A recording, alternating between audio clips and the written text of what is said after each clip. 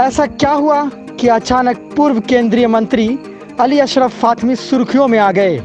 क्यों हर ओर उनकी प्रशंसा होने लगी है? उनके घरों पर खुशी से भरे छात्र उनसे मिलने पहुंचे हैं। तो इसका जवाब शायद हो सकता है कि उनके द्वारा वर्षों पहले लगाए पौधे ने इस बार काफ़ी फल दिया है, और वो भी काफ़ी मीठा। जी हाँ, भारत सरकार के मानव संसाधन विकास विभाग में जब अली अशरफ फातमी राज्य मंत्री बने थे, तब उन्होंने दरभंगा को जिस केंद्रीय विश्वविद्यालय का तोहफा दिया था, वो अब तक हजारों बच्चों का भविष्य संवार चुका है। लेकिन इस बार मौलाना आज़ाद उर्दू विश्वविद्यालय के 200 छात्र छात्राओं ने बिहार सरकार में जूनियर इंजीनियर के पद पर अपना कब्जा जमाया है। यही कारण है कि सफल छात्रों ने उनसे भेंट कर उनको धन्यवाद दिया है। फातमी भी अपनी मेहनत का फल पाकर काफ़ी प्रसन्न हैं। मानू के काफ़ी सारे लोग जो स्टूडेंट हैं वो जेई की परीक्षा पास कर करके जेई बन चुके हैं और आपके साथ मिलने आए हैं। इस मौके पर आप कैसा फील कर रहे हैं? ये बड़े फख्र की बात है कि जो पौधा हम लोगों ने लगाया था, और दरभंगा ही नहीं, बेंगलोर, हैदराबाद, पहली मरतबा ये 3 जगह पे पॉलिटेक्निक खुला था। और जब मैं मंत्री था तभी ये पॉलिटेक्निक तीनों जगह खुला।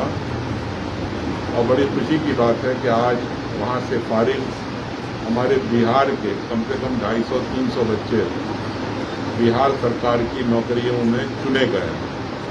उसके कुछ उदाहरण यहाँ मौजूद हैं, और मैं बहुत जल्द सबों को बुलाऊंगा मानू कैंपस में और सबका इस्तकबाल करूंगा। बड़ी खुशी की बात है कि ये सब उर्दू मीडियम से पढ़ाई करके निकले हैं और मुख्तलिफ इदारों में बिहार के इन्होंने अपना जलवा दिखाया है।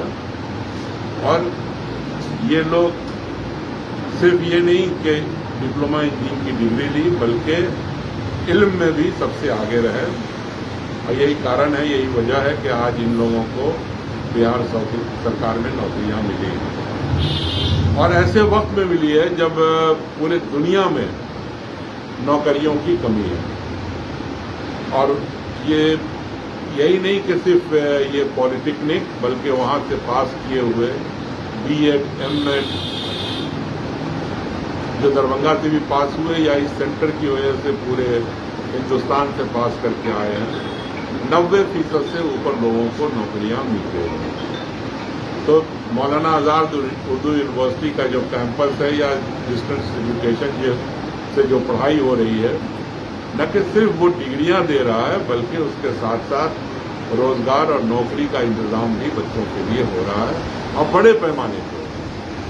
तो इसमें उनको तो खुशी होगी, उनके माँ बाप को खुशी होगी, उनके गांव मोहल्ले वालों को होगी, लेकिन व्यक्तिगत रूप से खास तौर से मुझे बड़ी खुशी हो रही है कि जो पौधा कल हम लोगों ने लगाया था, आज उसमें फल आ रहा है, और फल भी बहुत मीठा फल।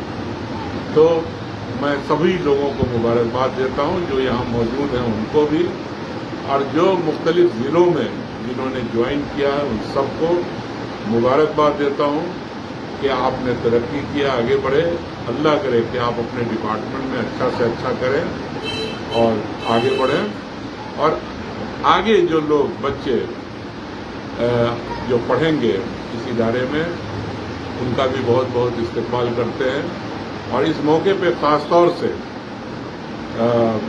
माननीय मुख्यमंत्री नीतीश कुमार जी का भी आभार व्यक्त करते हैं कि पिछले दिनों कुछ प्रॉब्लम आ रही थी इन लोगों की जॉब में, लेकिन बिहार सरकार ने उसको अपना इदारा तस्लीम कर लिया। वो खुद भी आए यहाँ, और अब तो एक भारी रकम मौलाना आज़ाद उर्दू यूनिवर्सिटी के जो ये कैंपस है चंदन पट्टी का, उसमें उन्होंने वादा किया है, और वो बहुत जल्द हम लोगों को मिलने वाला है वो तोहफा। और वो कह के गए हैं कि मैं दोबारा फिर आऊँगा, और इस कैंपस के अंदर उनको फिर से आना है। तो एक बहुत बड़ा गिफ्ट मानू कैंपस को मिलने वाला है। तो उनका भी हम ऐसे मौके पर शुक्रिया अदा करते हैं कि उन्होंने इस इदारे में न कि सिर्फ आए, बल्कि वहाँ के बच्चों से इतना इम्प्रेस है कि उन्होंने जब वो यहाँ से वापस गए पटना, तो उन्होंने पटना जा करके न कि सिर्फ आपको याद होगा कि एनआरसी एनपीआर पे बात हो रही थी, यहीं उन्होंने ऐलान किया था कि ये बिहार में लागू नहीं होगा, उसको असेंबली से पास किया।